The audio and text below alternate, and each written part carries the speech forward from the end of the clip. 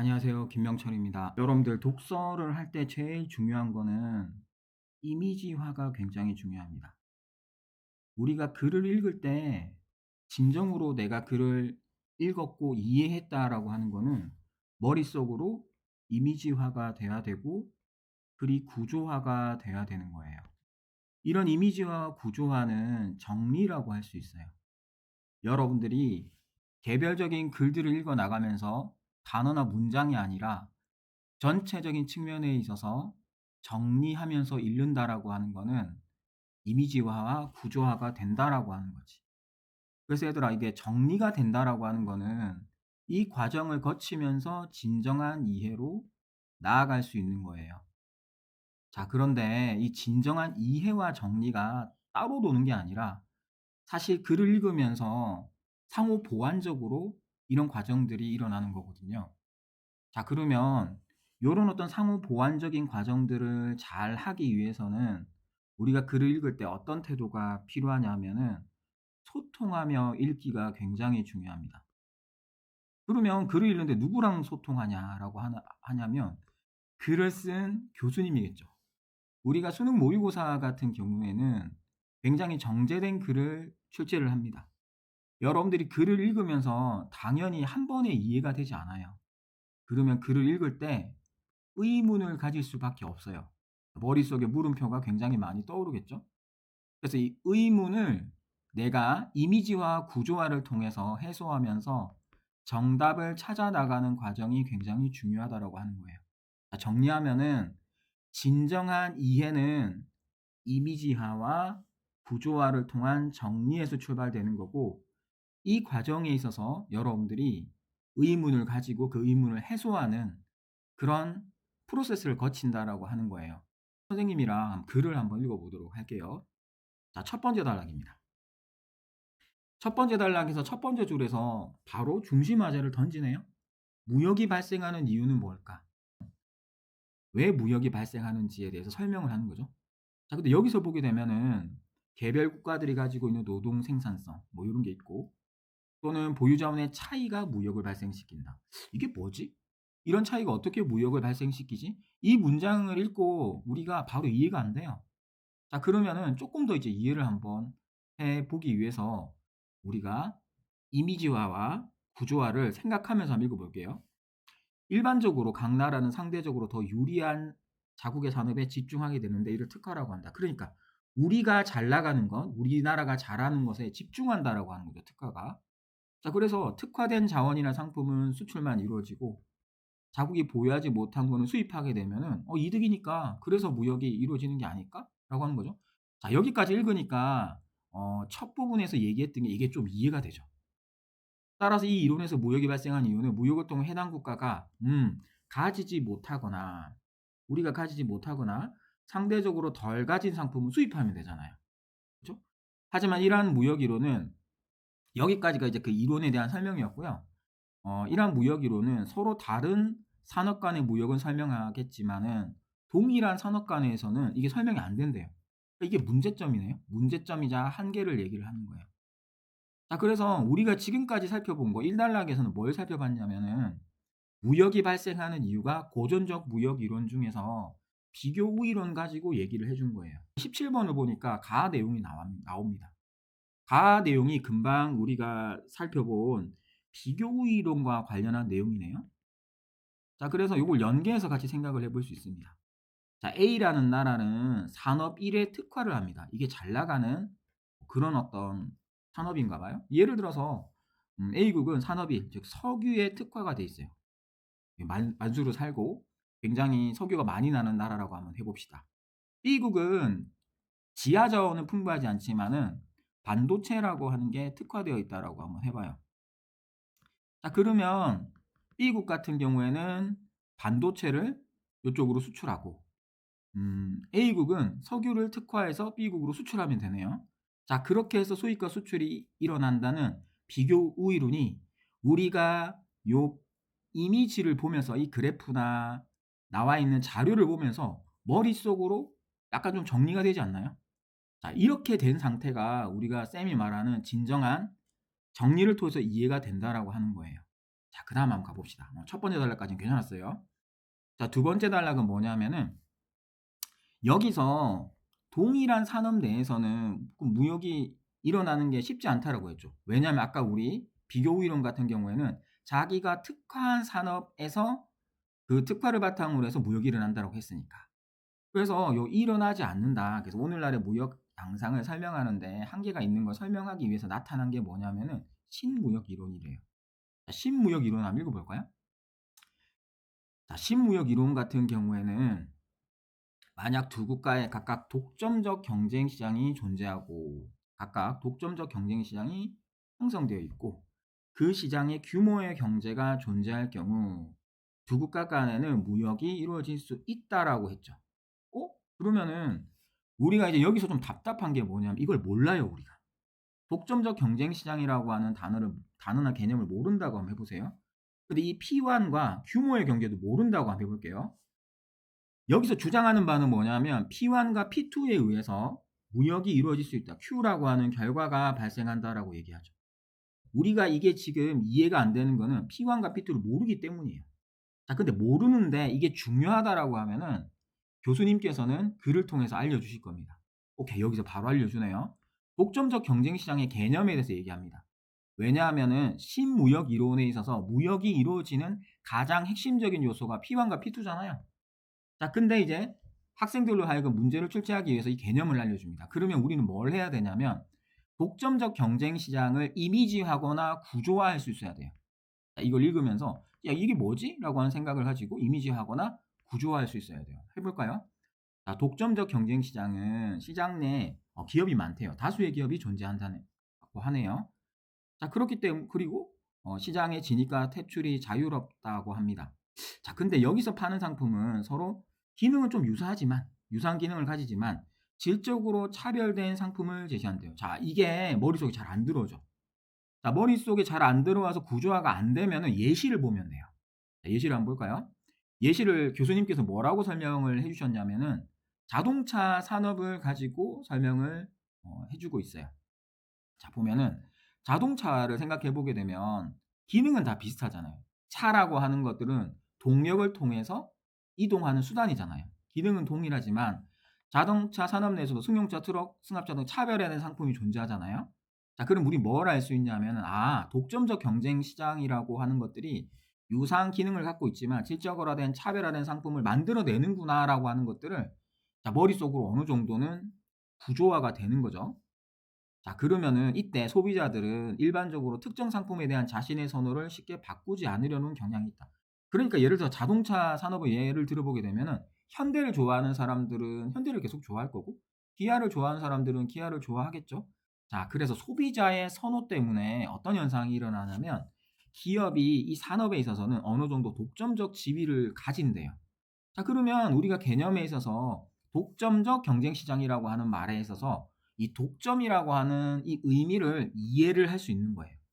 왜 독점적 경쟁 시장에서 독점이라고 하는 것들의 표현을 왜 이렇게 썼는지가 좀 이해가 되는 거죠. 기업이 어느 정도 독점적 지위를 가진다라고 하는 겁니다. 독점적 지위를 가진다라고 하는 말은 뭐냐면 기업이 어느 정도는 제품 가격을 결정할 권한을 가질 수 있다라고 하는 거예요. 자, 그러면 뭐 현대차나 기아차 같은 경우에 있어서도 그게 독점적 경쟁 시장이라고 하게 되면은 가격을 결정할 권한 그걸 누가 가진다고요? 소비자가 아니라 기업이 가질 수 있다라고 하는 거예요. 다수의 경쟁 기업이 존재하기 때문에 근데 경쟁 기업이 없는 건 아니지. 뭐 쌍용도 있고 아니면 르노 자동차도 있고 현대도 있고 기아도 있고 얘들이 있기 때문에 어느 정도의 대체성을 가진다라고 하는 거.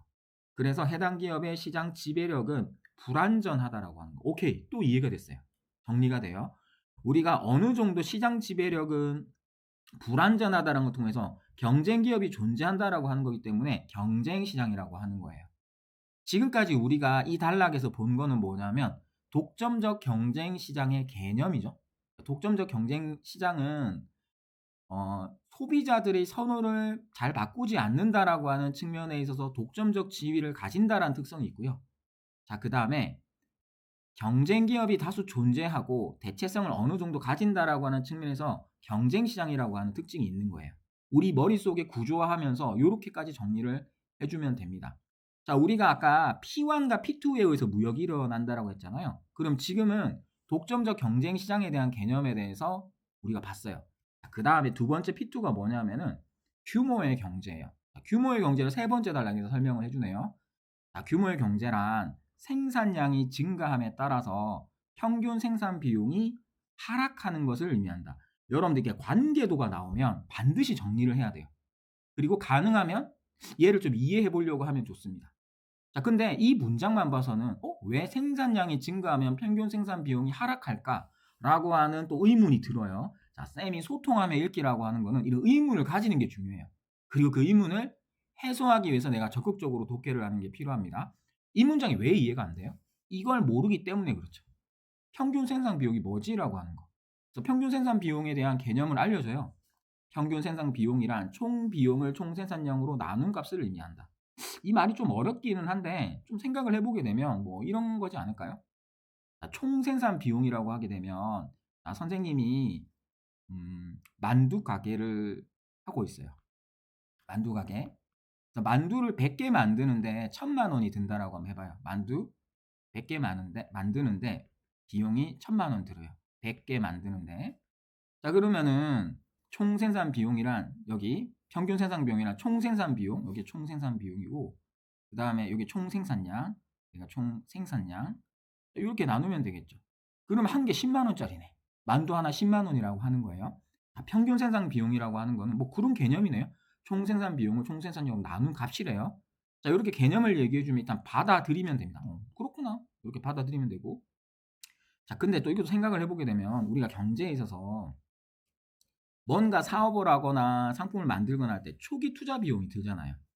그래서 초기 투자 비용이 높기 때문에 기업은 생산량이 늘어날수록 평균 생산 비용을 낮출 수 있다. 자, 요것도 초기 비용이 높기 때문에 많이 만들게 된다라고 하게 되면은 평균 생산 비용을 낮출 수 있어요. 그래서 뭐 여기 이해가 되면은 이해를 해보게 되면은 우리가 이제 예를 들어서 이 단가라고 하는 건데 어떤 사장님이 뭔가를 사업장에서 만들어낼 때 100개 생산할 때 하나의 단가랑 10,000개 생산할 때의 단가가 다르겠죠. 많이 생산하면은 드는 비용이 한 개 만드는 비용이 줄 거 아니에요. 그래서 그거를 내가 이해를 할 수 있으면은 좋고 이해가 안 되면 일단 정리만 하면 돼요. 제가 말씀드리는 거는 뭐냐면 일단은 모든 걸 처음부터 이해를 못 한다. 정리해 가면서 생각하는 게 중요하다라고 하는 거예요. 자, 그럼 여기서 우리가 읽은 걸 정리를 한번 해 볼까요? 규모의 경제가 뭐라고 그랬죠? 생산량이 증가하게 되면은 평균 생산 비용이 주는 거, 평균 생산 비용이 하락하는 거, 이거를 규모의 경제라고 얘기를 하는 거죠. 금방 본 것처럼 규모의 경제가 발생했다. 이렇게 얘기하잖아요. 자, 근데 여기서 보게 되면은 초기 투자 비용이 높기 때문에 기업은 생산량이 늘어날수록 평균 생산 비용을 낮출 수 있다라고 하는 거. 생산량이 늘어날수록 평균 생산 비용을 낮출 수 있다라고 하는 거. 규모의 경제가 발생한다. 초기 투자 비용이 굉장히 큰 몫을 한다라고 하는 거 알 수 있겠죠. 뭐예요? 규모의 경제에 있어서. 오케이? 자, 여기까지가 정리를 한 거고요. 그래서 이 관계는 생산량이 늘어나면 평균 생산 비용을 낮출 수 있고 이게 규모의 경제다라고 하는 건 중요하겠다, 그지? 관계성을 보여주는 거니까. 근데 생각을 한번 해보죠. 하지만 시장의 크기는 제한되어 있기 때문에 내수 시장이 제한되어 있잖아요. 그래서 어떤 물건을 사는 사람들은 무지막지하게 확대는 안 될 거란 말이야. 그래서 이게 제한되어 있기 때문에 시장 내 기업의 수가 증가하게 되면은 기업의 수가 증가하게 되면은 각 기업은 규모의 경제 효과는 감소하게 된다. 여러분 이거 이해되세요? 이해가 되면은 이해하는 대로 넘어가고 이해가 안 된다라고 하면 이게 중요하면 또 얘기해 줄 거예요.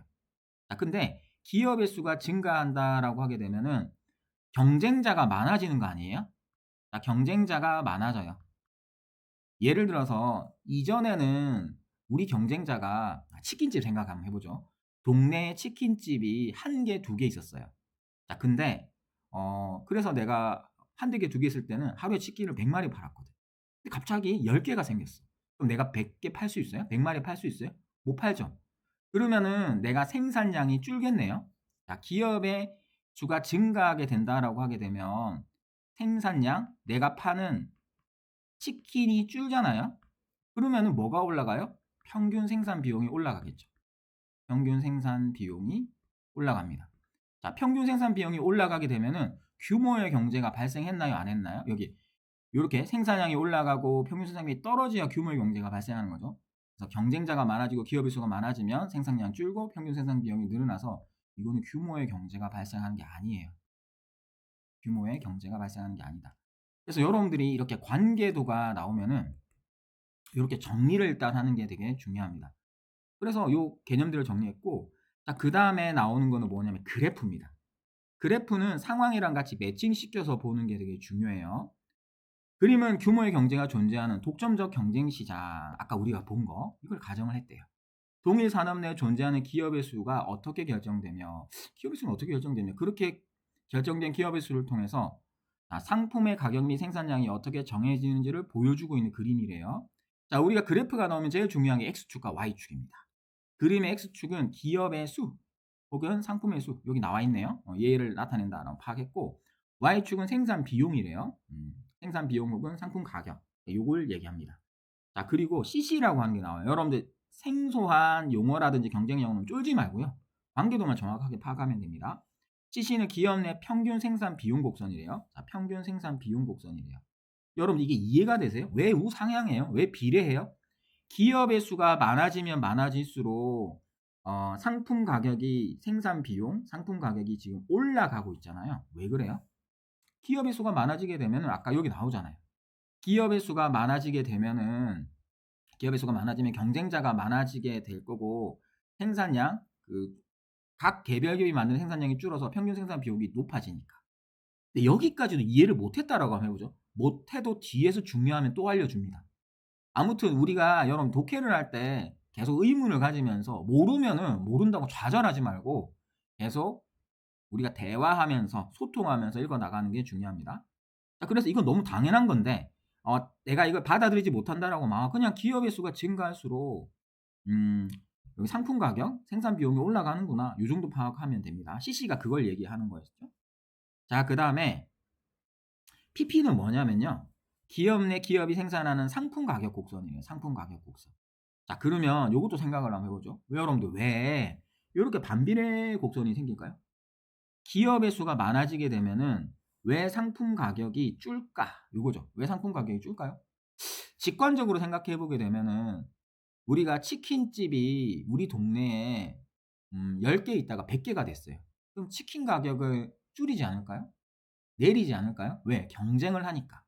경쟁을 하니까. 직관적으로는 우리가 그렇게 볼 수 있는데 이것도 이 관련한 설명을 뒷부분에서 해 줍니다. 그래프를 주고 이제 그래프를 해석하는 부분이 있거든요. 자, 그래서 우리가 그거를 하나하나 이해해 보려고 하면 게 중요해요. 자, 두 곡선이 교차하는 지점 E가 균형점이래요.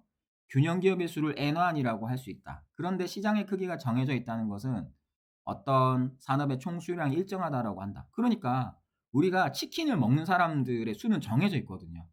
음. 그래서 만약 이 상황에 기업의 숫자가 N1에서 N2로 증가하게 되면은 그 영향으로 일부 기업은 생산량을 감소하게 된다. 치킨집이 늘어나게 된다라고 하게 되면은 쌤이 치킨 하루에 100마리 팔았는데 치킨집이 동네에 많아지게 된다라고 하면 60마리, 70마리밖에 못 팔겠죠. 자, 그리고 그거죠. 자, 규모의 경제가 존재하는 상황이므로 생산량 감소에 따라 기업들의 평균 생산 비용은 AC에서 A2로 증가하게 된다. 자, 여러분들 여기서 앞부분에서 우리가 얘기한 걸 한 거를 다시 한 번 더 얘기를 해줘요. 얘부터 좀 정리를 한번 해볼까요? 금방 우리가 했던 걸 이해 못했던 걸 여기서 이제 모든 것들을 알려주게 됩니다. 자, 그래서 정리를 하게 되면은 기업의 수가 증가하게 돼요. 기업의 숫자가 증가하게 된다고 했죠. 자, 그러면은 일부 기업은 생산량을 감소해서 일부 기업은 일부 기업이라고 하지만 평균적으로 따지면은 생산량이 줄겠죠. 생산량을 줄여. 자, 줄여서 평균 생산 비용이 늘어납니다. 평균 생산 비용이 늘어나게 되는 거예요. 자, 그래서 기업의 수가 증가하면 평균 생산 비용이 AC1에서 AC2로 증가하는지 볼까요? 자, 여기서 예를 들어서 기업의 수가 N1에서 N2로 가게 된다라고 하면은 음 비용이 요게서 요렇게 되는 거죠. 자 그러면은 요만큼 증가하게 되는 거 맞네요. 그래서 이게 비례관계라고 하는 것들이 여기서 이 관계도를 통해서 우리가 확인할 수 있는 거예요. 기업의 수가 증가하게 되면은 '평균 생산 비용이 증가하게 되는구나.'라고 하는 걸 이해하고 정리가 되는 거죠. 자 그렇게 되는 거고 그러면은 여기서는 아까 우리가 배운 개념을 적용하게 하게 된다라고 하면 아까 뭐 봤죠? 여기서? 경쟁자가 많아지게 되면 규모의 경제가 적용하지 않는다라고 하잖아요. 같은 얘기예요. 여기서 그러니까 내가 이해를 못 했다고 하더라도 이 부분을 통해서 우리가 또 이해할 수 있는 거예요. 규모의 경제가 적용이 안 됐더라. 요런 걸 알 수 있겠죠. 또한 이 경우 새로운 경쟁 기업의 진입으로 인해서 기존 기업들은 독점력이 약화된다. 아 그렇네요. 독점력. 그러니까 독점력이라고 하는 거는 가격을 어느 정도 기업이 조절할 수 있다라고 하는 거잖아요. 아까 우리 개념에서 봤어요. 자 그렇기 때문에 기업이 많아지게 되면은 상품 가격이 하락하게 된다. 오케이. 자 평균 생산 비용은 높아지게 되고 여기다 한번 써 볼까요?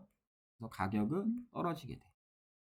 그래서 여러분들 커피집이 많아지거나 어떤 특정 지역에서 치킨집이 많아지게 되면은 기본적으로 상품 가격이 하락하게 된다라고 하는 거예요.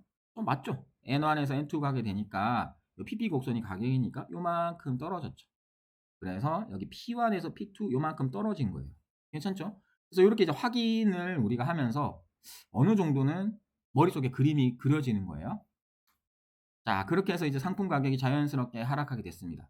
결국 일부 기업은 시장에서 퇴출하게 되고 그러니까 이렇게 가격 경쟁력이 이제 안 되게 된다라고 하면 일부 기업은 시장에서 퇴출하게 되겠죠. 이로 인해 소비자가 선택할 수 있는 다양성은 줄게 된다. 그러니까 예를 들어서 갑자기 치킨집 100 개였다가 가격 경쟁력 안 되는 30 개는 없어지게 되면은 원래 소비자는 100개 선택할 수 있었는데 70 개밖에 없잖아요. 그럼 다양성이 줄게 됩니다.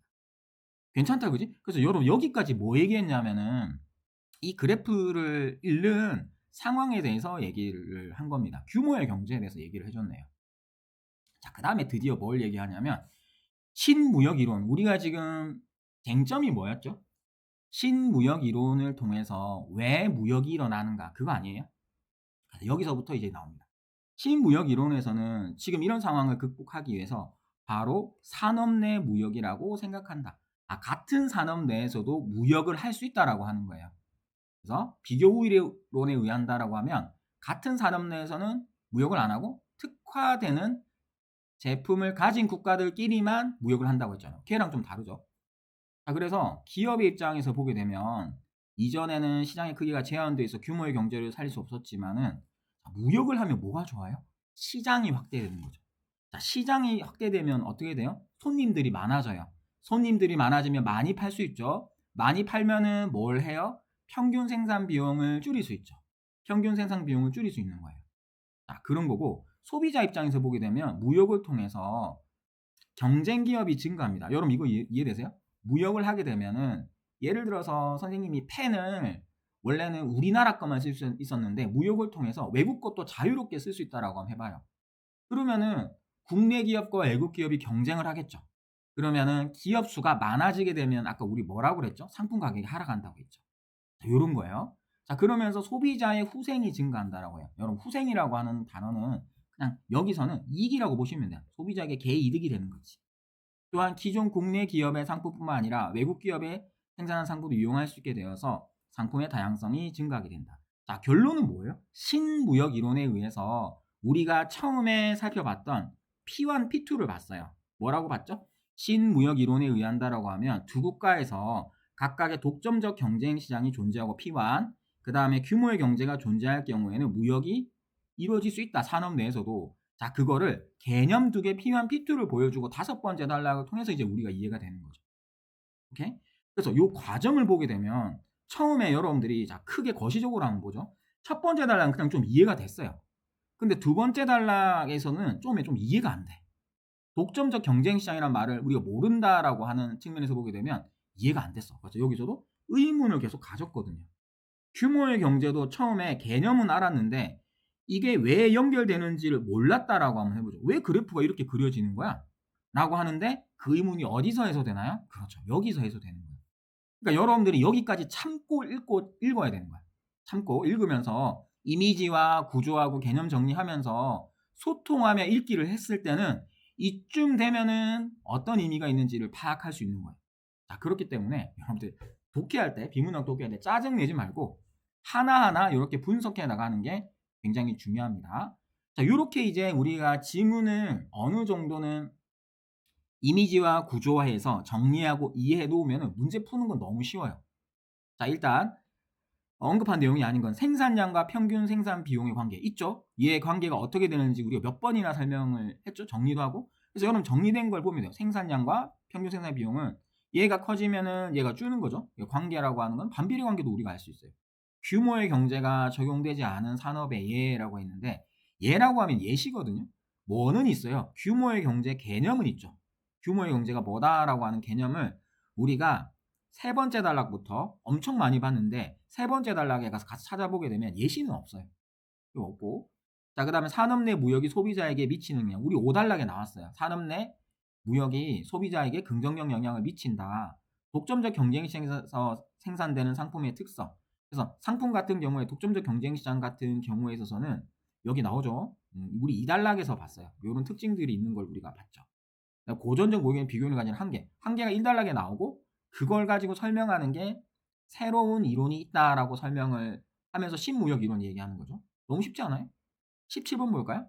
17번 비교 우위론이라고 하는 걸 봤고 나 같은 경우는 우리가 같은 산업, 산업 1과 산업 2, 산업 2와 산업 2 간에 C국과 D국이 무역을 하는 거죠. 이건 뭘 설명하는 거예요? 우리가 신무역 이론에 있어서 저 얘기를 하는 거지. 신무역 이론에 대한 설명이에요. 가는 비교 이론, 나는 신무역 이론. 여러분들 지식을 확정하고 확장하고 공부를 잘한다라고 하는 거는 이런 식으로 새로운 개념을 내가 정리하고 이해하고 적용할 수 있는 게 핵심입니다. 자, 그러면 가와 달리 나에서는 특화된 상품이 아니라도 수출이 가능하다. 맞죠? 나는 신무역 이론에 의하면은 각 국가가 가지고 있는 특화된 게 아니라고 하더라도 동종 산업 내에서도 무역이 일어난다고 했으니까. 가와 달리 나에서는 동일한 산업 내에서 수출이 발생할 수 있다. 금방 얘기한 거랑 똑같은 말이죠. 나와 달리 가에서는 국가가 노동 생산성과 보유 자원의 차이가 없다면 무역이 발생하지 않는 거 맞죠? 그래서 국가 간 노동 생산성과 보유 자원의 차이가 있어야지 그 차이를 바탕으로 특화를 하고 특화에 따라서 무역이 발생한다라고 하는 게 비교 이론이죠. 나와 달리 가에서는 해당 국가가 보유하지 못하거나 상대적으로 덜 가진 상품을 무역을 통해 간접 생산하고 맞죠 이게? 그래서 우리가 못 가진 것들을 수입을 통해서 하고 가지고 오고 우리가 가진 장점을 수출을 통해서 해결해 나간다는 거죠. 나와 달리 가에서는 완전히 동일한 상품은 아니지만 질적으로 차별화된 상품을 수출하 이익을 얻는다라고 볼 수 있다라고 되어 있는데 나와 달리 가가 아니고요. 나에서는죠. 정확하게 얘기하면 가와 달리 나에서는이죠. 자, 나에서는 완전히 동일하진 않지만은 차별화된 상품을 통해서 이득을 얻을 수 있다라고 봤습니다. 그래서 정답은 5번 이렇게 가시면 돼요. 자, 18번 같은 경우에는 쌤이 핵심적인 것만 좀 짚어줄게요. 자, 이것도 기업이 독점적 경쟁 시장이에요. 독점적 경쟁 시장과 A가 완전 경쟁 시장, B가 독점 시장과 비교해서 설명하라라고 하는 겁니다. 다른 것들 보면 다 맞는데 여기서 독점 시장의 특징에 대해서 제시문에서 얘기를 해줘요. 독점 시장은 예를 들어서 뭐 지하철 공사, 버스 이런 데가 대표적인 독점 시장이거든요. 그러니까 경쟁자가 없는 거지. 여러분들 나중에 지하철 사업 할 수 있어요? 그럼 거의 국가라 아니면은 공영 쪽에서만 할 수 있는 거지. 그런 독점 시장에 있어서는 공공에서 그걸 개발하지 않는다 하고 민간에만 맡긴다라고 하게 되면 공급자, 생산량과 가격을 조절할 수 있는 거예요. 독점 시장의 특징이죠. 그래서 이런 상황인데 4번에 보게 되면은 B에서는 소비자의 선택에 따라 상품의 가격을 정한다. 아니죠. 뭐에 따라서? 공급자. 공급자가 누구예요? 회사. 회사가 자기의 이익에 따라서 상품의 가격을 결정할 수 있다라고 하는 겁니다. 기업에서는 상품의 가격은 차별화된 상품 생산하는 기업의 수. 우리 아까 계속 지금 정리한 거를 다시 생각해 보면 너무 쉬워요. 기업의 수가 많으면은 평균 생산 비용이 높고 상품 가격이 낮춰질 수 있다라고 하는 거. 요거를 아까 본 걸 적용하면은 4번이 이 뒷부분이 틀렸다라고 하는 걸 금방 알 수가 있습니다.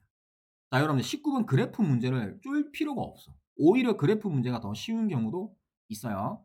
자, 쌤이 다른 것들은 다 괜찮은데 4번 선지가 약간 이상하거든요. 한번 볼까요? 상품의 가격이 P1에서 무역 후에 P2로 바뀌었다라고 하면, 그래서 CC1이랑 CC2가 있는데 이게 무역 전후를 얘기하는 거예요. 그래서 무역 전후를 비교해서 바뀌었다라고 하게 되면은 기업의 독점력이 약화되어 상품의 다양성이 줄어든 것이 원인이라고 한다. 여러분, 원인에 동그라미 해야 돼요. 원인. 그러면 이 선지에서 주장하는 게 뭐예요? 이 선지에서 주장하는 거는 뭐냐면은 가격이 변화했다라고 하는 결과죠. 그 현상이잖아요. 그래서 가격이 이렇게 변화한 거는, 이 선지는 뭐라고 주장하냐면 독점력이 약화되어 상품의 다양성이 줄어든 것이 원인이라고 하는 거죠. 그러면은 가격이 떨어진 게 상품의 다양성이 줄어든 이 P가 원인이 돼서 욕슈가 생겼다? 이게 맞는지를 우리가 판단해야 되는데 잘 모르겠어요. 그럼 확인하면 되지. 여러분들 왔다 갔다 하는 것들을 너무 자주 하면은 안 되지만은, 우리가 잘 모르면은 올라가서 다시 보면 되잖아요. 근데 여기 여러분 바로 나오네요. 여기서 보게 되면은 뭐 어떤 얘기가 나오면은 기업의 수가 증가하게 되면은 여기 독점력이 약화되어 상품의 가격은 자연스럽게 하락할 거다라고 했죠. 그럼 정확하게 말하면 가격 독점력이 약화되어 상품의 가격은 자연스럽게 하락한다. 아, 상품의 가격이 하락하는 거는 뭐와 관련이 있는 거예요? 독점력의 약화와 관련이 있는 거예요. 자, 무슨 말이냐면 어떤 선지를 잘못 여기서 썼나요? 그렇죠. 독점력 약화가 원인이 돼서 가격이 하락하는 거지 상품의 다양성과는 무관한 거예요. 무관한 걸 슬쩍 끼워 넣어서 판단하는 거예요. 자, 그렇기 때문에 여러분들이 이 그래프 자체를 엄밀하게 뭐 하나하나 따지는 게 아니라 우리가 살펴본 그런 구조적인 틀들을 적용해서 판단해 나가는 게 되게 중요합니다. 요것만 좀 잘 체크를 해 보시면 될 것 같아요. 여러분, 니은은 시장 크기가 확대됐다라고 하는 거거든요. 그래서 시장 크기가 확대되었을 때 유사한 효과가 나타날 수 있는 상황은 뭐냐? 여러분, 시장 크기가 확대되었다라고 하면은 그걸 살 수 있는 사람들이 많아지는 거죠.